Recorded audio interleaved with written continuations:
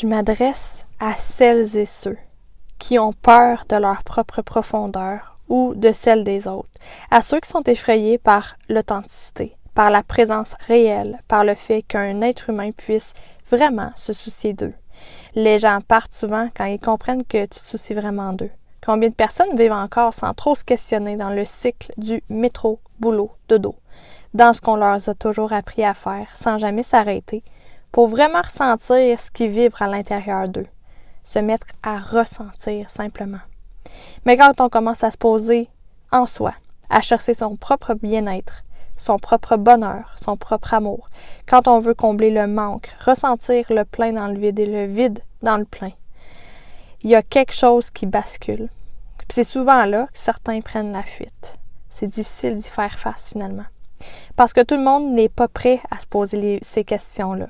Tout le monde n'est pas prêt à ressentir ce que c'est le véritable amour, ni à regarder en face leurs propres besoins, blessures, manques. Les modèles qu'on a portés à bout de bras depuis des générations sont toujours en train de se dissoudre.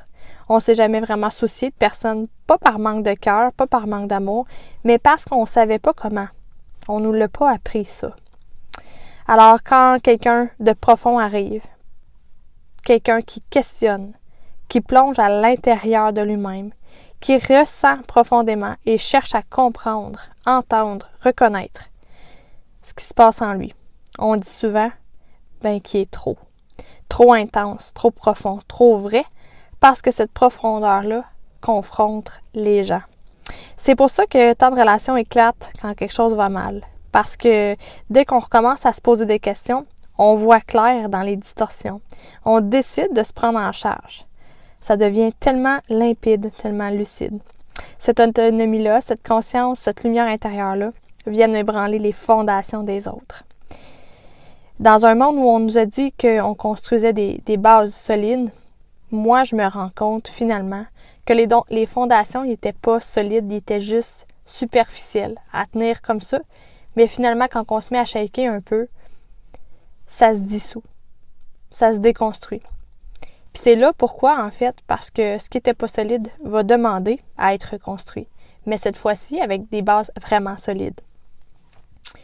Les fondations, c'est de la profondeur.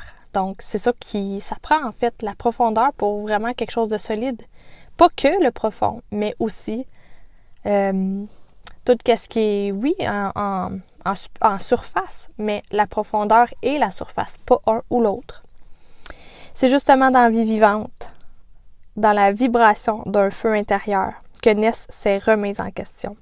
Pourtant, combien partent de l'autre côté, quand on traverse l'autre bord, sans jamais avoir osé se poser ces questions-là, puis qui emportent avec eux les secrets, les non-dits, les manques d'amour, les limites, les besoins qui n'ont pas été remplis, comblés, finalement. Il y en a tant. Et c'est à nous de se demander, pourquoi c'est si difficile de recevoir quelqu'un qui se soucie vraiment profondément? Pourquoi c'est si déstabilisant de sentir la sincérité nue, sans masque ni manipulation? La majorité des gens ne se rendent même pas compte, souvent, qu'il y a des intentions cachées dans leur non-dit. Fait qu'on va y aller de façon très machinale, mais au fond, profondément, si on se pose vraiment la question, on se rend compte qu'il y a quelque chose de caché souvent. Puis c'est là que c'est le fun de redéfinir nos intentions quand on va vers les gens, quand on parle aux gens, quand on leur pose des questions, quand on se permet de les écouter. Peut-être qu'on a trop connu d'arnaques aussi, cachées derrière les beaux mots, justement. Trop vu de faux amour déguisé en lumière. Mais aujourd'hui, les anciens modèles se dissolvent. Les vérités étouffées, ça se libère. Puis oui, les profondeurs, ça l'effraie. Parce que c'est réel, parce que c'est vivant.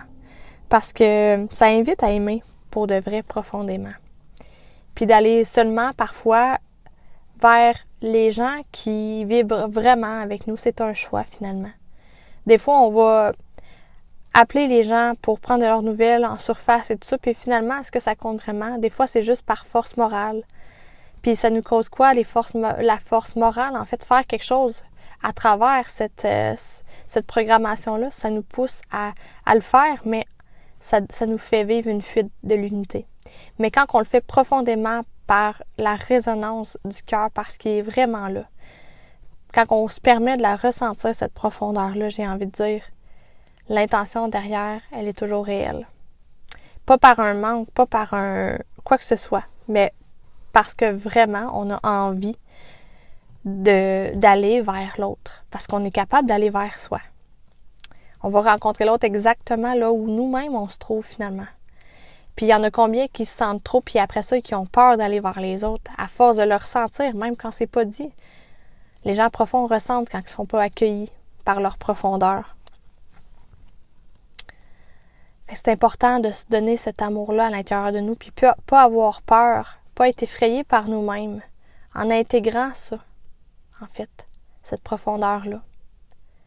Puis je pense que si les gens se permettaient d'aller toucher à cette profondeur-là, il y aurait aussi des gens qui pourraient rester, maintenir des relations de façon constante et continue parce que le mi-chemin se créerait, le pont entre les deux se ferait, se construirait. Pas par trop, pas assez, simplement dans le centre, à mi-chemin. Donc j'avais envie de déposer ça aujourd'hui, cette réflexion-là qui descend à l'intérieur de moi par la profondeur que j'intègre en ce moment, par ce qui m'habite, par le genre de relation où j'ai envie de nourrir. J'ai plus envie de me sentir trop. J'ai envie de m'intégrer moi-même, même quand je me sens trop. Parce qu'à force de m'aimer là-dedans, je vais savoir que tout ce que les gens peuvent dire qui peut sembler inapte, ben c'est pas parce que je suis inapte, c'est parce que je ressens. Pas parce que je me suis coupée de moi-même, mais parce que je ressens. Puis je me le permets de le faire, de le vivre complètement. J'ai envie de nourrir ces relations-là où j'ai pas peur d'aller vers l'autre, où je suis accueillie vers l'autre.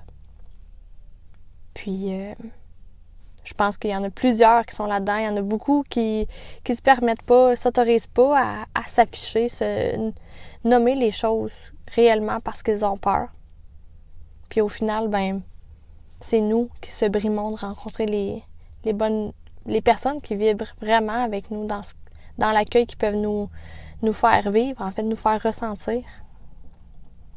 C'est important de choisir, de commander, d'être en alignement avec ce qu'on est, puis avec ceux avec qui on rentre en résonance. Autrement, on se fait vivre des drôles d'expériences. On se fait vivre beaucoup de rejets, beaucoup d'appréhension, beaucoup de honte, beaucoup d'abandon, d'humiliation, d'injustice. Quand on s'aime réellement puis qu'on intègre nos profondeurs, on est capable aussi d'intégrer les autres.